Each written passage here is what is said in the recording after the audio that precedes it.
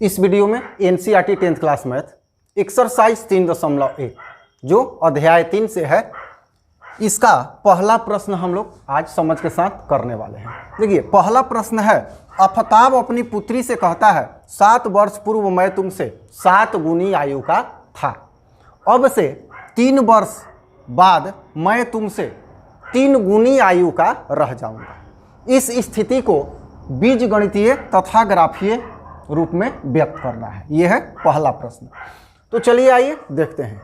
1-2 प्रश्न आप समझ जाएंगे तो आप प्रश्न को हल करना सीख जाएंगे।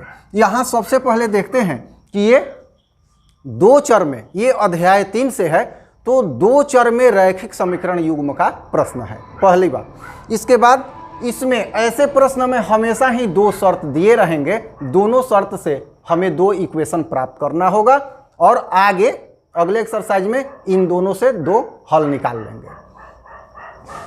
तो यहाँ पर पहला स्थिति है, आफताब अपनी पुत्री से कहता है 7 वर्ष पूर्व मैं तुमसे 7 गुनी आयु का रह जाऊंगा। अब देखिए इसमें 2 बातें हैं, एक आफताब की आयु और एक उसके पुत्री की आयु। तो यहाँ पर इन दोनों को 2 चर के रूप में मानना होगा। यहाँ हम मान लेंगे कि मान लिया कि आफताब की वर्तमान आयु x वर्ष है, इसके बाद उसके पुत्री की वर्तमान आयु y वर्ष है। एक को x और एक को y हम यहाँ मान लेंगे।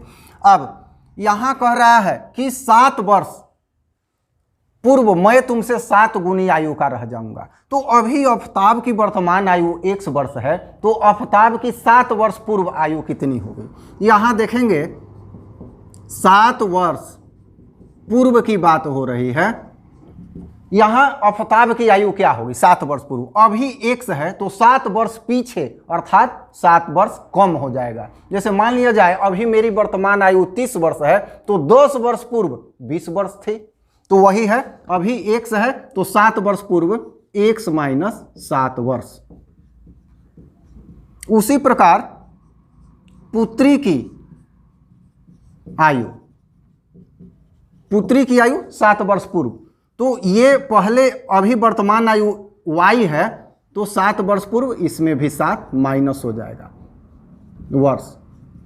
अब प्रश्न का कंडीशन दिया हुआ है कि मैं तुमसे 7 वर्ष पूर्व 7 गुनी आयु का था, तो कौन?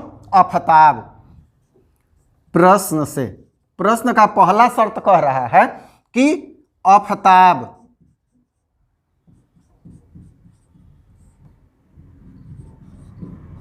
की आयु, ये 7 वर्ष पूर्व की बात हो रही है, बराबर 7 गुने पुत्री की आयु। कह रहा है कि 7 वर्ष पूर्व मैं तुम्हारी आयु के 7 गुनी आयु का था। तो ये आफताब की आयु कब? 7 वर्ष पूर्व की बात हो रही है, तो ये है x माइनस 7, ठीक है। और ये क्या है? 7 गुना y माइनस 7 बैठा दिया गया।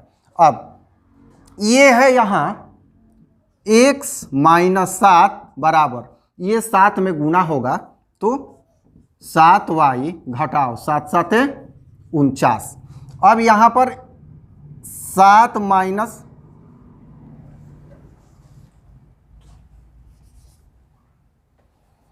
अब यहाँ x माइनस 7 है, सबको इस साइड लाते हैं तो माइनस 7 y प्लस 49 और इधर क्या बचेगा? 0। यहाँ इसका इससे कैलकुलेशन हो जाएगा तो x माइनस ये होगा 7y और ये बड़ा है प्लस और 7 घट जाएगा तो हो जाएगा 42 बराबर 0। ये होगा इक्वेशन नंबर 1। ये यहाँ हो गया x माइनस 7y प्लस 42 बराबर 0। यहाँ ये पहले कंडीशन से एक समीकरण प्राप्त कर लिया गया। अब यहाँ पर दूसरा कंडीशन दिया हुआ है 3 वर्ष पश्चात, 3 वर्ष बाद। तो अभी मान लिया जाए कि मेरी आयु 30 वर्ष है तो 3 वर्ष बाद कितनी हो जाएगी? 33 वर्ष हो जाएगी। तो उसी तरह से ये जो पूर्व की बात थी तो ये घटाया गया, पश्चात की बात में जोड़ दिया जाता है। तो इसी तरह से फिर ये कैलकुलेशन करेंगे और फिर एक समीकरण प्राप्त करेंगे। चाहे तो आप इसका स्क्रीनशॉट ले सकते हैं।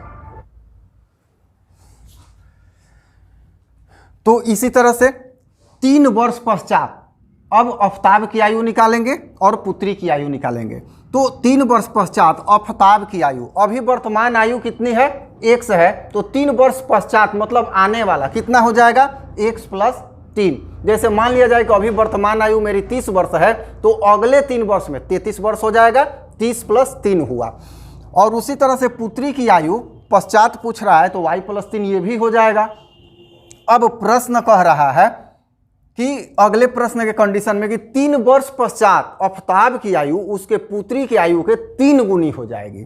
तो यहां प्रश्न से आफताब की आयु बराबर 3 गुना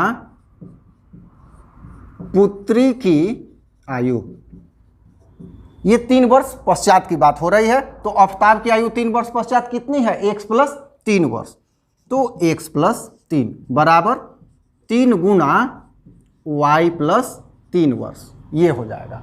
अब इसको कैलकुलेशन इसका हम कर लेंगे। यहां पर x + 3 है, तो x + 3 बराबर, यहां गुना होगा तो क्या हो जाएगा, 3y + 9। सबको एक साइड ले आएंगे, x + 3 - 3y - 9 बराबर 0 बचेगा। यहाँ x ये -3y और इन दोनों का कैलकुलेशन करेंगे तो -6 बराबर 0, ये दूसरा इक्वेशन हो गया।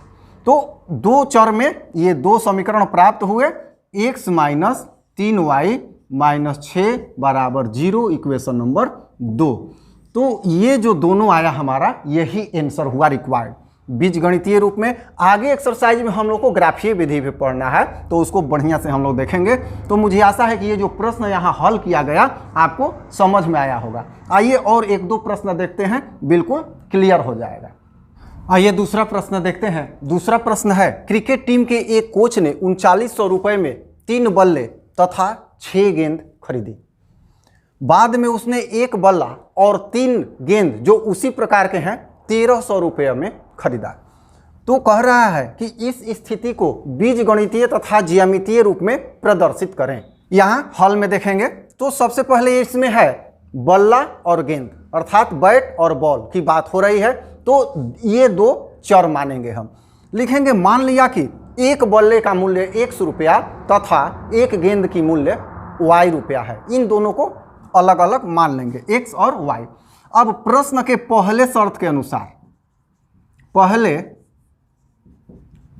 शर्तानुसार क्या कह रहा है, प्रथम शर्त में कह रहा है कि यहां 3 बल्ला, तो 3 बल्ला 3 गुना बल्ला जोड़ 6 गेंद 6 गुना गेंद ये खरीदता है, तो कितना रुपया उसे देना पड़ता है, तो 3900 रुपया बराबर 3900। अब 3 बल्ला को क्या माने हैं, यहां पर x माने हैं, तो यहां हो जाएगा 3x प्लस 6 गेंद को क्या माने हैं y, और टोटल का योगफल कितना है 3900 रुपया। तो यहां पर अब देख रहे हैं कि अभी कुछ उभयनिष्ठ है, तो यहाँ 3 उभयनिष्ठ निकलने वाला है। तो 3x प्लस 2y बराबर 3 गुना 3 39, तो 1300। स्पष्ट है ये। अब ये 3 और 3 कटा देंगे, क्या होगा x प्लस 2y बराबर 1300, इक्वेशन नंबर 1 ये हो गया। x प्लस 2y बराबर 1300। यहां दूसरा शर्त दिया है, दूसरे शर्तानुसार।